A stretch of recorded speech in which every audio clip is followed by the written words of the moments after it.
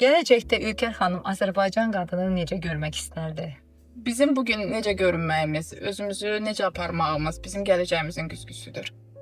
Mən məsələn qızımın bir Azərbaycanlı qadın kimi formalaşmasını istəyərdim. Hal-hazırda ətrafda gördüyümüz, çox üzr istəyirəm ifadəmə görə, küçə mədəniyyəti ilə deyil. Kimsə deyə bilər ki, bu müasirləşməkdir, bu Avropa mədəniyyətidir. Bir 10 il Avropada yaşayan bir insan kimi deyə bilərəm ki, Avropanın bununla bir əlaqəsi yoxdur.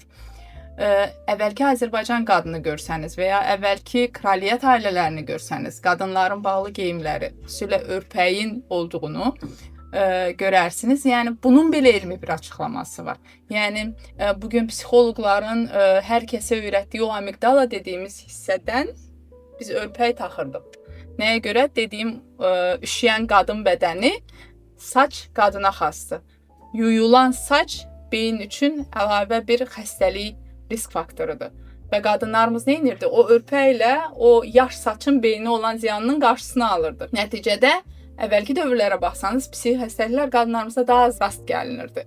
Amma hazırki dövrdə xüsusilə qadınlarda mənim bir 90% xəstələrimi psixi xəstəlikləri olan qadınlar təşkil edir.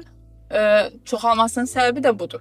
O örpək məsələn, əvvəlki istər Cənubi Azərbaycan qadını görsəniz, onların geyimi, mən baxanda ürəyim açılır. Tam tərsini mən hal-hazırda şəhərə gedəndə öz qadınlarımızda hiss edirəm. O örpək əslində onları qoruyur. Və həqiqətən də, məsələn, bizim nənələrimizin bəlkə də ali təhsili yox idi. Bugün buna çox rahatlıqla biz əldə edə bilirik. Amma o qədər müdrikliyi var idi ki, bu nədən irəli gəlir? Çünki o örpəklə bağlı geyinməklə onlar qadın enerjisini saxlayırdılar. Və zaten qadın müdriklikdir. Amma hal-hazırda bunun əksini görürüksə, deməli ortada qadınlarımızda eril enerji var. Və bu mənim üçün bir alarmdır, bir tragediyadır.